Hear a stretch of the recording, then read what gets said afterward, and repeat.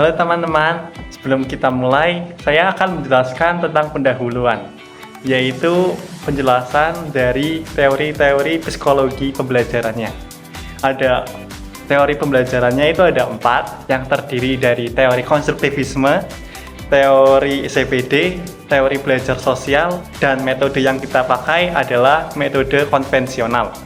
Nah, apa sih itu artinya teori konstruktivisme? Teori konstruktivisme ini yaitu teori yang menekankan kepada cara belajar kita dengan menggunakan praktek, yang artinya kita mengkonstruksi pengalaman dari yang telah kita praktekkan itu sebagai pembelajaran. Nah, yang kedua itu teori belajar sosial. Apa sih artinya teori belajar sosial? Artinya teori belajar sosial yaitu teori belajar dengan kita menggunakan atau dibantu oleh lingkungan sosial kita. Yang ketiga itu dengan teori ZPD atau Zona of Proximal Development. Nah, teori belajar ini menekankan bahwa cara belajar kita itu bertahap. Yang awalnya itu diberi bantuan, lama-kelamaan bantuan itu akan dikurangi dan harapannya kita menjadi semakin ahli dalam materi tersebut. Yang terakhir, metode konvensional. Kenapa sih kita menggunakan metode konvensional? Metode konvensional kita mengharapkan dari metode konvensional ini kita dapat mengurangi dampak-dampak buruk gitu. Misalnya kita tidak terlalu bergantung kepada teknologi dan lebih menekankan kepada metode belajar dari guru gitu. Dengan begitu, dari penerapan teori tadi diharapkan teori belajar itu bisa lebih efektif. Teori-teori belajar ketiga tadi, zona proximal development dan zona teori belajar sosial dan zona konstruktivisme itu bisa menutupi kekurangan dari teori metode konvensional. Sekian. Halo adik-adik semua. Halo. Oke, di sini aku bakal ngajarin kalian tentang geometri ruang 3 dimensi. Nah, sebelumnya kalian udah pernah belum belajar tentang 2 dimensi? Belum, udah.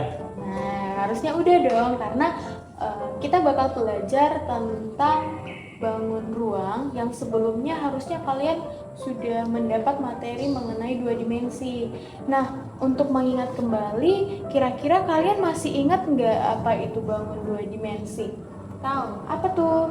Bangun 2 dimensi itu adalah bangun di mana hanya memiliki panjang dan juga lebar. Iya, betul. Nah, kalau 2 dimensi itu cuman punya panjang dan lebar. Nah, untuk yang 3 dimensi nanti kita akan belajar yang namanya volume. Ya, mengenai volume. Nah, kira-kira adik-adik tahu nggak? Ini kan yang ini tuh 2 dimensi atau 3 dimensi? 2. Ya, 2 dimensi. Kira-kira tahu nggak yang mana persegi sama persegi panjang? Tahu. Ya, boleh silakan ditunjuk yang mana? Kalau yang persegi itu Ya, yang sisinya sama, iya, yang warna biru. Kalau Iya. persegi panjang itu dia memiliki panjang dan lebar. iya benar. Nah, kalian tahu nggak bagaimana menghitung keliling dari persegi dan persegi panjang? Aku, Ya, boleh. kamu tahu? Aku tahu. Oke, Coba. silahkan jawab gimana? Kalau nggak salah kelilingnya itu sisi tambah sisi tambah sisi tambah sisi. Itu untuk apa? Keliling persegi. Ya, kalau untuk yang persegi panjang, Nggak tahu. kamu tahu nggak? Tahu. Ya, boleh silakan. Kalau keliling persegi panjang itu 2 dikali panjang tambah lebar. Iya, betul sekali. Nah, untuk melatih kalian dan supaya kalian lebih ingat lagi, kalian coba kerjakan soal ini. Jadi ada persegi yang panjangnya 13 cm sama ada yang persegi panjang yang panjangnya 12 cm dan lebarnya 8 cm. Oke, silakan. Oke. Oke, gimana anak-anak udah dapat belum jawabannya? Udah. Ada yang kesulitan nggak? Masih kesulitan, Bu. Bisa jelasin yang ini nggak? Iya, yang ini kan. Setelah guru memberikan umpan berbentuk soal, Ternyata ada satu siswa yang masih merasa bingung. Di sini telah terpenuhi metode belajar yang sebelumnya sudah disebutkan. Saat mengerjakan soal, siswa akan berpikir kritis, mengingat kembali dan mencobanya.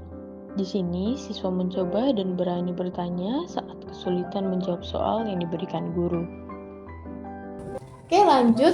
Kita lanjut ke materi selanjutnya ya.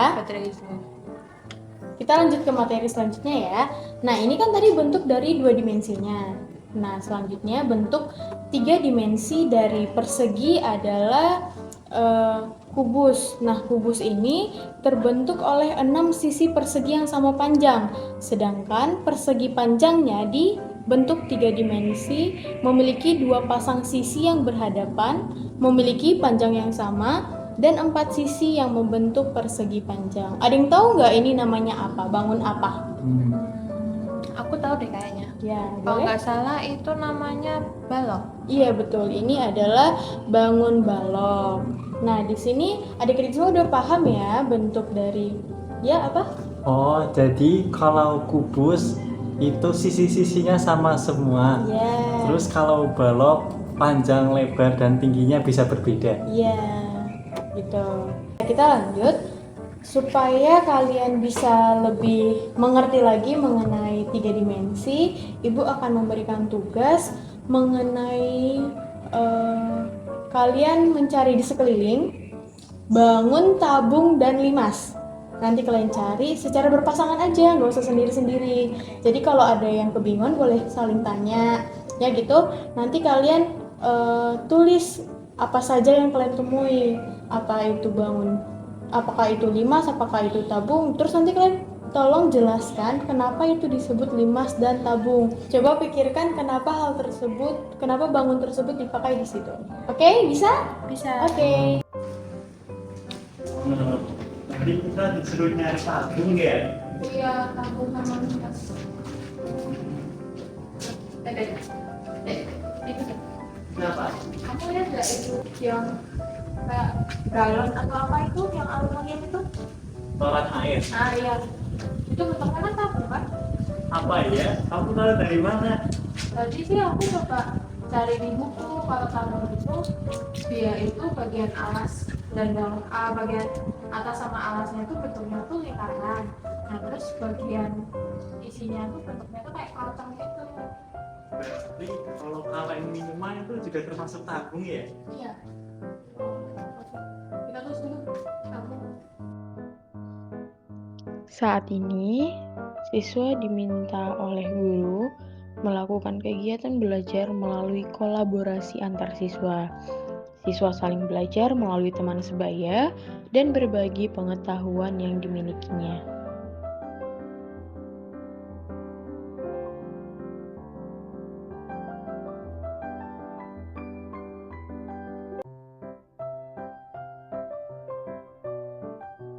Oke teman-teman, gimana? Kalian udah ketemu belum? Apa aja contoh di sekitar kita yang berkaitan sama tabung, sama limas gitu?